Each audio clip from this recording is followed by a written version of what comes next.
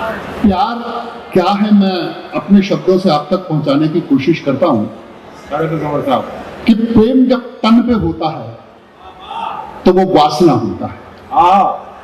प्रेम जब मन पे जाता है तो वो भावना होता है। प्रेम जब आत्मा पे जाता है तो वो आराधना होता है। लेकिन प्रेम जब देश पे जाता है, राष्ट्र पे जाता है, तो वो साधना हो जाता है, वो तपस्या होता है।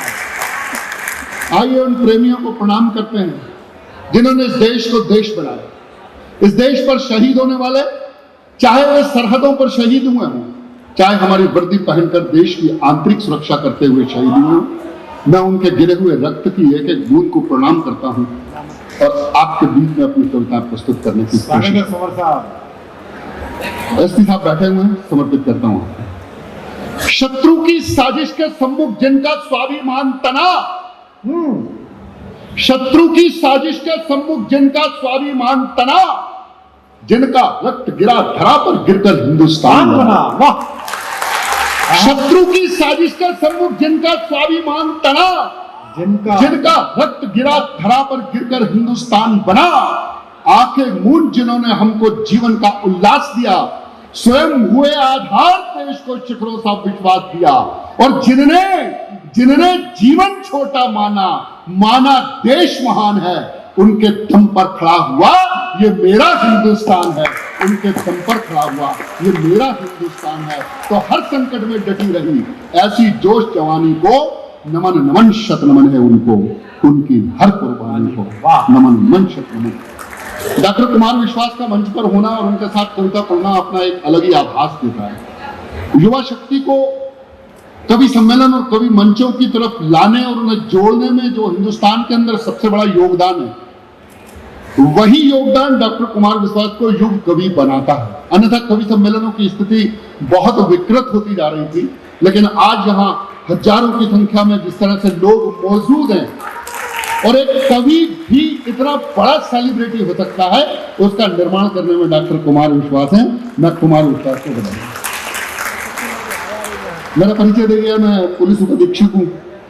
जहाँ पहली बार जाता हूँ तो एसपी साहब लोग सोचते हैं कि यार प्रशासनिक अधिकारी है, बुला लिया गया होगा।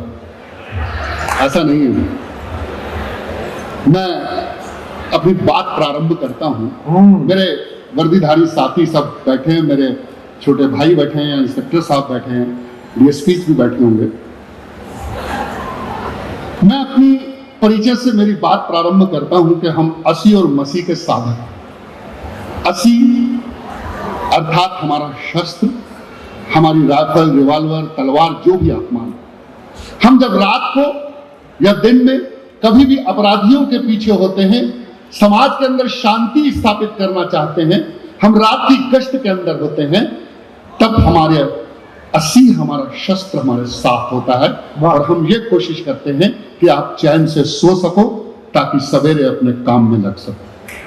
लेकिन मंच पर जब मैं होता हूं, जब मेरी मसी मेरे साथ होती है, मेरी कविता मेरे साथ होती है, तो मेरा उद्देश्य होता है कि मैं आपको जगा सकूं उस स्याही के माध्यम से, उस कविता के माध्यम से, ताकि हम हिंदुस्तान को दुनिया का सिरमौर बनाने की तरफ अपने कदम बढ़ा सकें और आप चाह सकें। क्या बात है समर साहब। हम असी मसीह के